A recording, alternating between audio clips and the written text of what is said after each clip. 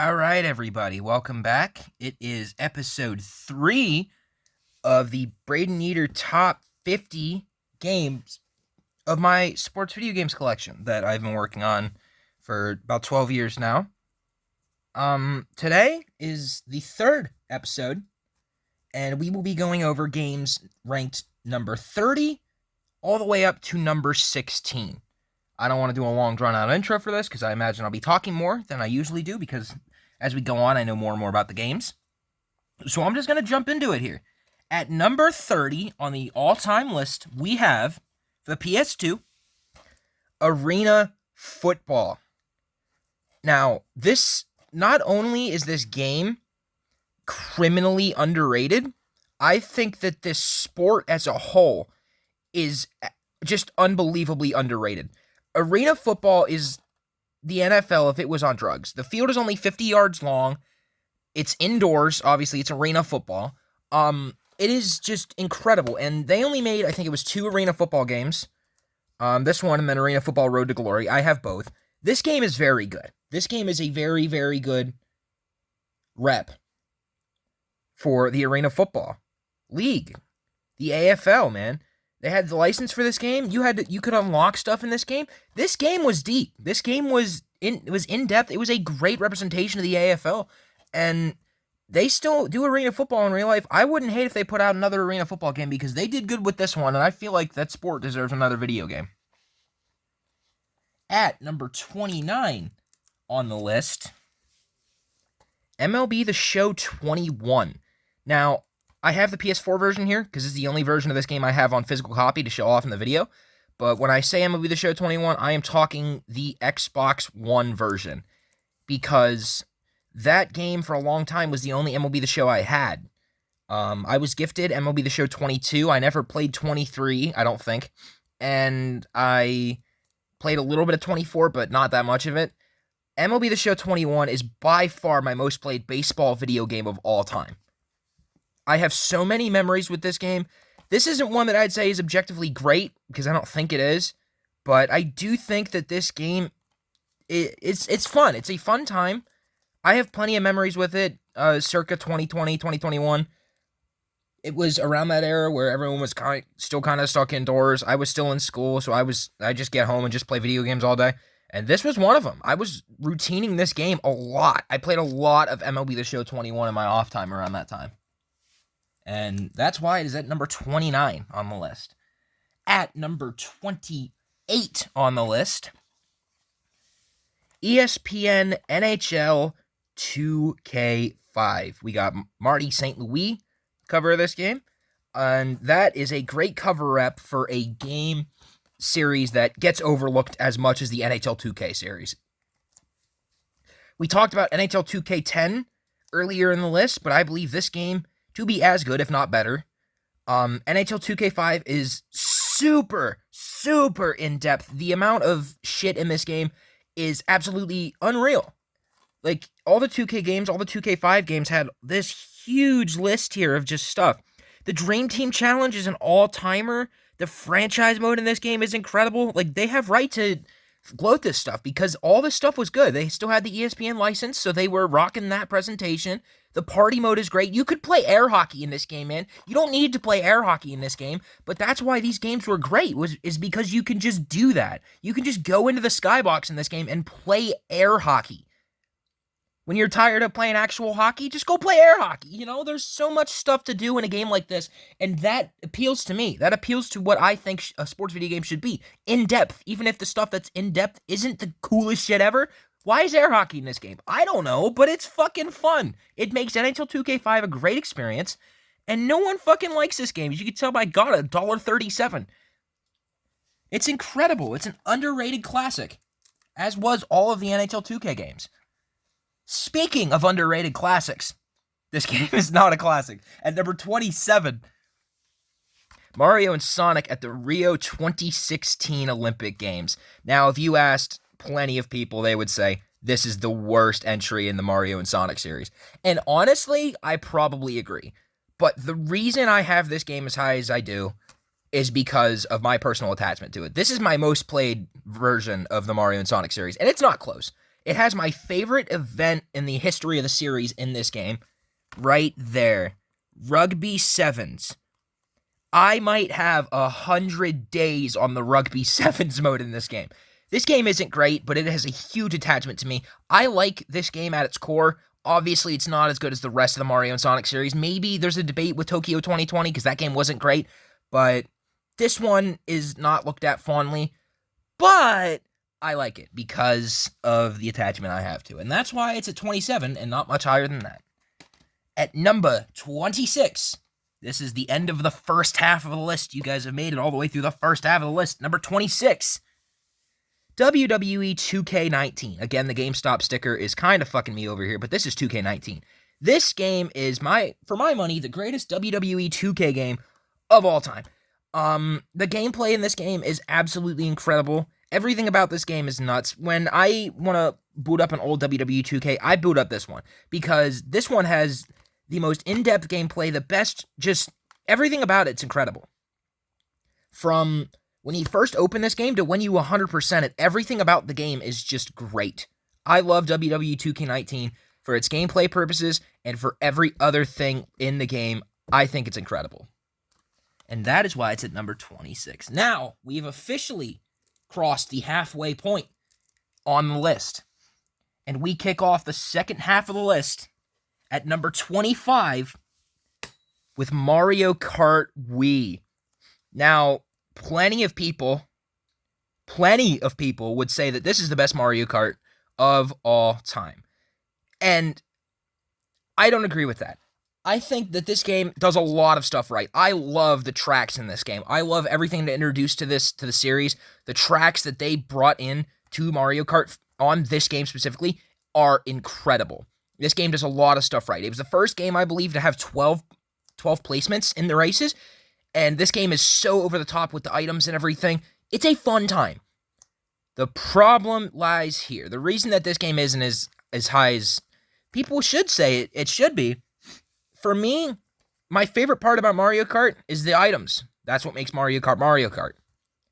This game's newly introduced items lineup was awful. They had 3 new items in this game. They had 3. The first one was the Thunder Cloud. The only item in the history of Mario Kart that actively hindered you. If you held on to the Thunder Cloud too long, you legitimately got hurt by it. Not a good item. The other one, what do we have? The POW Block. The POW Block is just a worse version of the Lightning item, which already in of itself is a fairly decent item, but it's not the best item in the game. And then it was the Mega Mushroom was the big thing in this game. Literally the big thing in this game. It's a worse version of the Invincibility Star. That is why I don't like this game as much as other Mario Karts, because I think the new items they introduced aren't as good as some other games. And again, I don't know. I feel like the game could have had better choices when it came to some of the retro tracks, because it's got some weird picks in there. But honestly, I still love Mario Kart Wii. I will never not love Mario Kart Wii. This game is one of my favorites of all time, and that's why it's at number 25 on the list. Next up, though, at number 24, NHL 15. Now, we've talked about some NHLs before. Why do I think this one's great? That's a trick question. I don't. I hate this game. This game isn't good. But I have a plenty of hours on NHL 15. I have a lot of hours on every version of this game. On the Xbox One, I have a bajillion hours on stream alone of just this game. And on Xbox 360, this is one of my most played video games of all time on the 360, NHL 15. So this one is a nostalgia pick, but I still love it. I still love what it brought to the series. Look at this. It introduced Doc, apparently.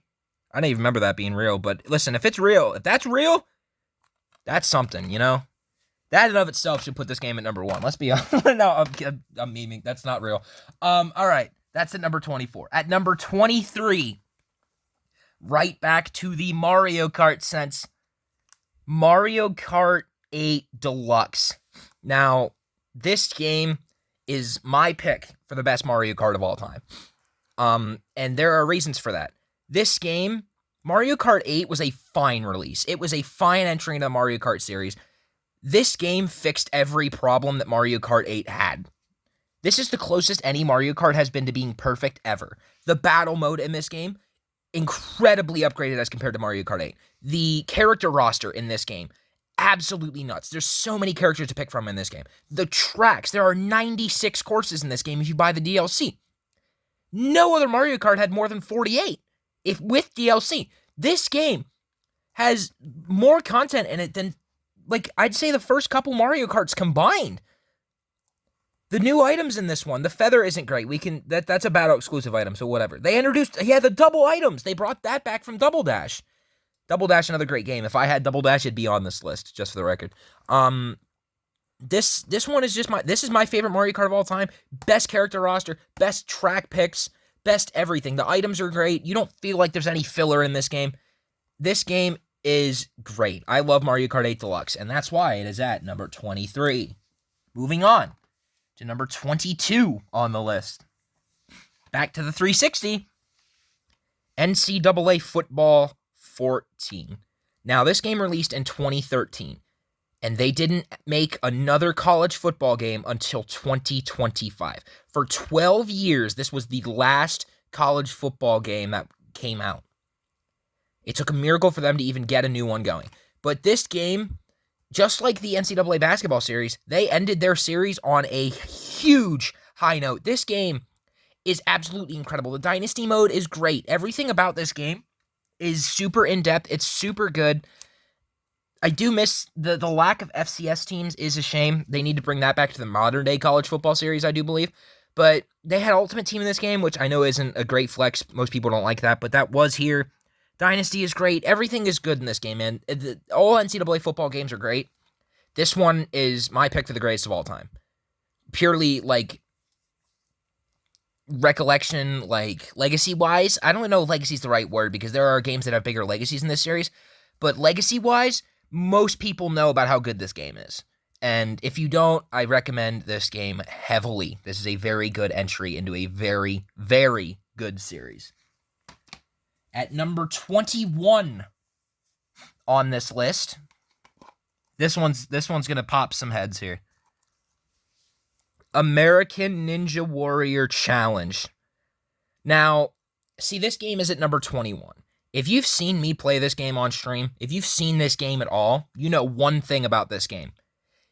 It sucks. This is debatably the worst game I have in my whole collection. This game is awful by every standard of measuring how good a game is. This game sucks.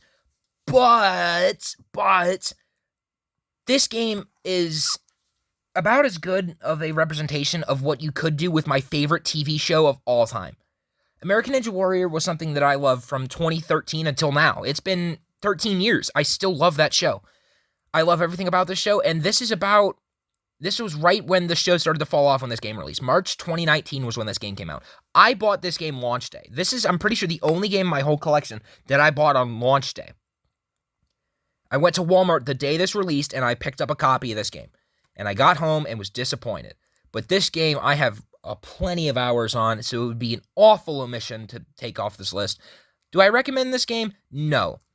But I do recommend the TV show, because the TV show is good. Not the current day TV show. Just go watch old seasons. The new versions suck. It's not great. At number 20, speaking of TV shows that I like, Wipeout the Game. Now, there's a discussion to be had that this isn't a sports game. To those people, I would say, shut up. This game is... There were 5 releases in the Wipeout video game series. This 1, 2, 3, Create and Crash, and In the Zone. This one is the one that I believe is the most renowned. People have seen this game, right? This was when Wipeout was just getting started. This released in 2010, and it's not incredibly in-depth, but it is still a great time. Even nowadays, if you boot this game up nowadays and play it, you're gonna have fun.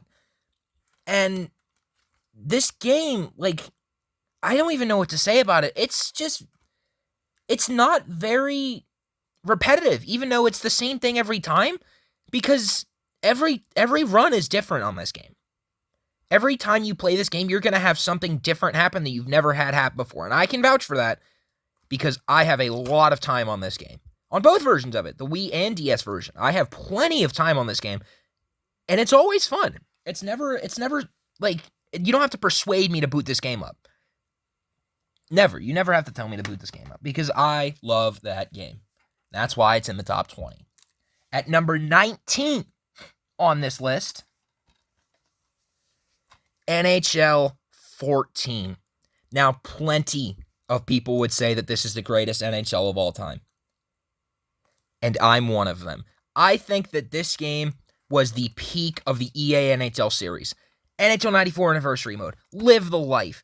This is a game that has so many good features in it. Live the life alone was the best version of Be a Pro until I think even you could even talk in the same realm as NHL 21. This one this is still so far ahead of even the revamped NHL 21 Be a Pro. It's incredible. Live the life is something that needs to be brought back to the new games badly because the new NHLs need something to spice them up. Live the life would be perfect for that. NHL 14 is a great video game. The creative team is great. The franchise is great. Live the life is incredible. 94 Anniversary Mode is just absolutely insanely good. I can't say enough positive about this game. I cannot. They got the Martin Brodeur on the cover. You know, he's fucking good. And I think he's a great rep for this game because of just how purely good it is. Down to the core, it's incredibly good. At number 18 on the list, back to the TV show grind. Wipeout 3 for the Nintendo 3DS.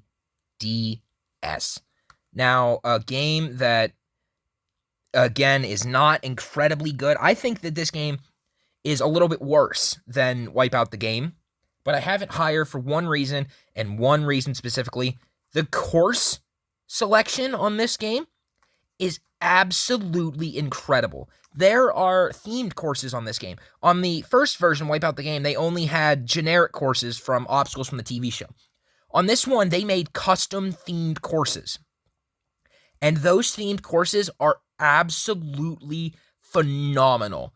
This game has way less content than the first Wipeout. But because of those courses specifically, I put this one above it because I go back to this game so that I can play the winter-themed course, the Valentine's-themed course, the boot camp course, over and over and over again because of how good they are. Every course is different in this game. That's not something you could say about the first one. The first one was very repetitive when it came to the obstacles you were facing. This one isn't.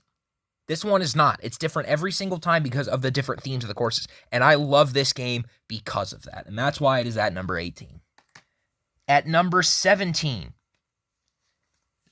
This one's a weird one. This one is weird. On the Wii U, Madden NFL 13. Now, until this year, when Madden 26 came out in the Nintendo Switch 2, this was the last Madden game that released on the Wii, any Nintendo console, not just the Wii U. I believe that to be true, at least.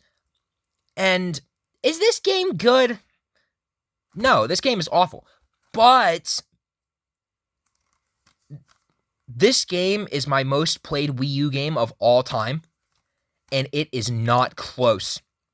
I talked about how much I played Mario and Sonic at Rio earlier. Double it, maybe triple it. Whatever the hours are on that game, that's into this one. Because for a long time, the only console I had was a Wii U. And this game was the only Madden that came out on the Wii U. And I played the shit out of it. This is yet another nostalgia pull, but I do not care. This game is fun as hell when you're like 7. When you grow out past 7, you don't need to play Madden 13 on the Wii U. But if you're 7, I'm telling you to pick this game up because you'll have fun with it. Because it's not great, but you're 7, so you'll think it's great. And that's why it's at number, was that 17? That's why it's at number 17. And finally, last game of this video, at number 16 on the list, Wipeout, Create, and Crash. Now, this game is Wipeout 3. It's got a lot of the same courses, but not exactly. They had a couple new ones for this game. But that is not the main attraction in this game. As you can tell, it's called Create and Crash. And you want to know why it's called Create and Crash? Because you could make your own courses in this game. Now, the course creator isn't crazy in depth. They had a trailer in this game that looked like this on the left side here. This is not what it looked like. It did not look like that in the game. But it is still great for being a Wipeout course creator.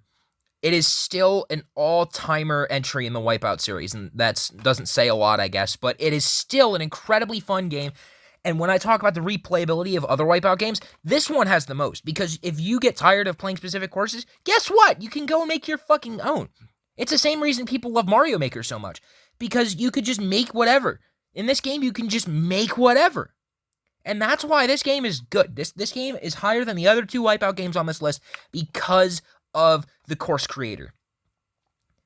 And the courses are just about the same as Wipeout 3. There are a couple new ones, like I said. I think the Halloween one was a new entry on this one, but this one was the last entry in the Wipeout series, which sucks because they were just getting started, man.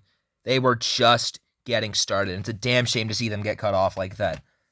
But that, ladies and gentlemen, is episode 3 of the Brayden Yeeter Top 50 Sports Games list.